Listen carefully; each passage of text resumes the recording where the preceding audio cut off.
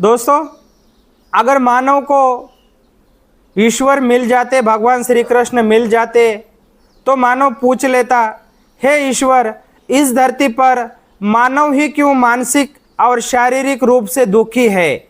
बाकी तो कोई दुखी नहीं है, पशु पक्षी प्राणी, तो ईश्वर तू मानव के साथ भेदभाव क्यों करता है?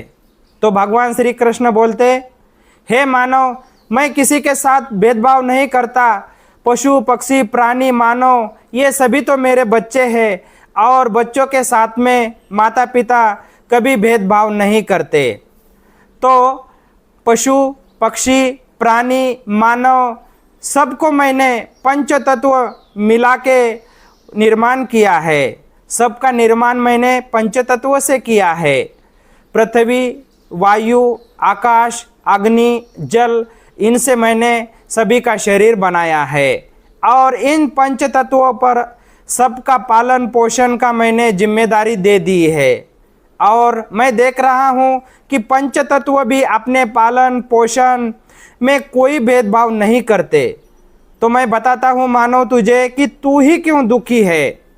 तो देख ले कि ये जो पंच तत्व है, इस पंच तत्व से कोई भी दूर नहीं जाता है। पशु पक्षी प्राणी जलचर भूचर जितने भी जिंदा है या फिर जीवित है, सभी पंच तत्वों से कभी दूर नहीं जाते।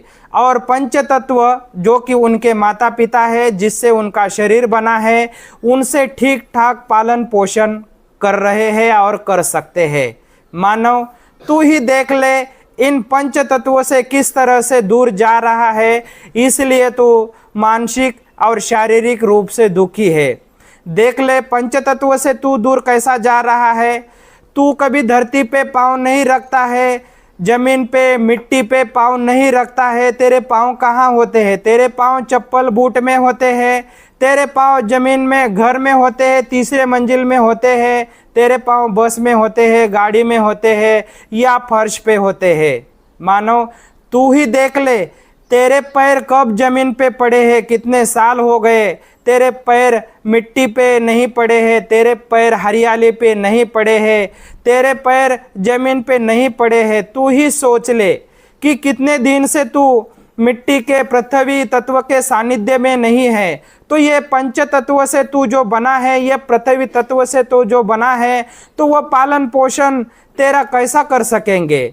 फिर दूसरे तेरे भाई पशु पक्षी प्राणी को देख ले, वो अपने पाँव में कभी चप्पल नहीं पहनते, और एक मिनट के लिए भी पृथ्वी तत्व यानी कि उनके माँ से वो कभी दूर नहीं होते। उनके पैर हमेशा मिट्टी पे रहेंगे, घास में रहेंगे, बैठेंगे सोएंगे तो भी वो मिट्टी में रहेंगे। और तू देख ले, ऐसा कभी नहीं होता है कि तू मिट्टी में सोया है या मिट्टी के संपर्क में आया है तो तू हमेशा दूरी बनाए रखता है। तो इसलिए पृथ्वी तत्व तेरा पालन पोषण नहीं कर सकता है, इसलिए मानसिक और शारीरिक बीमार है तू। तो दोस्तों, इसी तरह से जल तत्व से भी दूर है। हे मानव, तू जो पानी पीता है तो 400-500 मीटर जमीन से निकाले वाला बोरवेल का पानी पीता है, फिर फिल्टर का पानी पीता है, केमिकल डाले वाला पानी पीता है। तो देख ले दूसरे तेरे भाई जो कि कभी इस तरह का पानी नहीं पिएंगे, जो बहुत गहराई से निकाले वाला हो, जिस पर केमिकल की प्रक्रिया की हो, ऐसा कोई भी पशु पक्षी प्राणी पानी नहीं पीता है। और जो ओरिजिनल पानी होता है बस वही पीता है। तू जल तत्व से भी दूर गया है। वायु तत्व से ही मानो तू दूर गया है। तेरे भाई देख ले, पशु पक्षी प्राणी शुद्ध हवा में रहते हैं, शुद्ध सांस लेते हैं, और तू कौन सी सांस लेता है?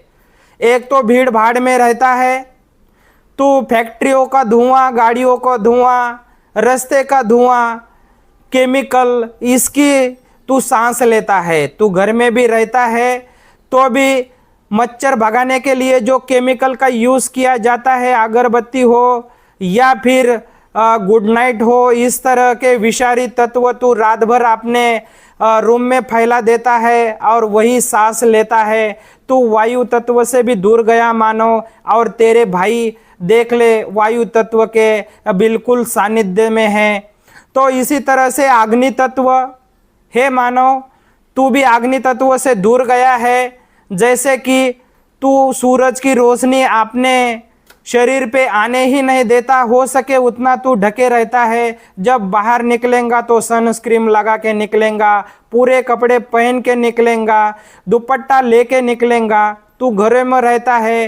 हे मानव तेरे ऊपर सूर्य का प्रकाश कब पड़ता है, कब तू सूर्य के सानिध्य में रहता है, प्रकाश उनके कृपा आशीर्वाद के सानिध्य में रहता है, सोच के देख ले। और तेरे भाई देख ले, पशु पक्षी प्राणी सुबह सुबह एक काम करते हैं, जैसे ही उठते हैं वो अपनी दिनचर्या आरंभ करने से पहले सूर्य नारायण प्रभु की छत्र छाया में बैठ जाते हैं। पक्षी हो तो पेड़ के सबसे ऊपर बैठ जाता है, जहाँ पे उसके ऊपर धूप लगे, सूर्य नारायण की कृपा हो, या फिर उसके आंख पर सूर्य प्रकाश गिरे।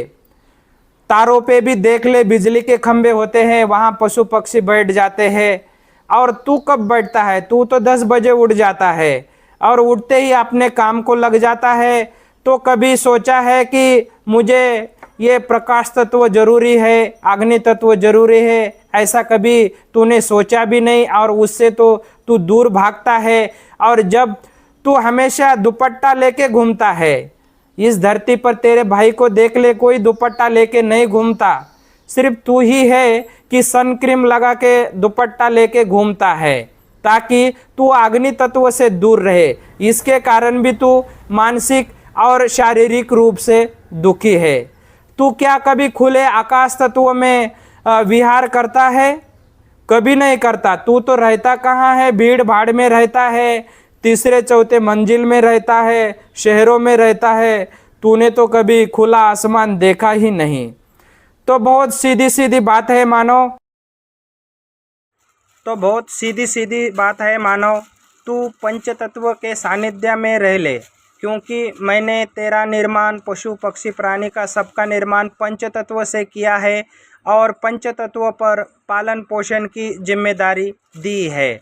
तो अगर तू उनके सानिध्य में रहेगा तो तेरा पालन पोषण एकदम सही तरीके से होगा। जैसे कि पशु पक्षी प्राणी सब पंच तत्व के सानिध्य में रहते हैं, तो उनके पालन पोषण में कोई कमी नहीं आती। वो मानसिक और शारीरिक रूप से लगभग कभी बीमार नहीं पड़ते।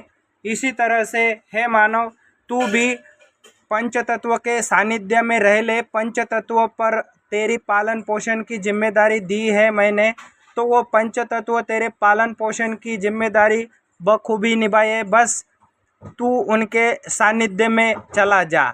जैसे ही उनके सानिध्य में चला जाएगा, तू देखेगा कि तू शारीरिक और मानसिक रूप से स्वस्थ हो गया है। जैसे कि छोटा बच्चा अपने माता पिता के सानिध्य में रहता है तो उसका पालन पोषण रक्षण बहुत अच्छी तरह से होता है, कोई दिक्कत नहीं आती। उसी तरह से तू भी अपने माता पिता यानी कि पंच तत्व के सानिध्य में चला जा।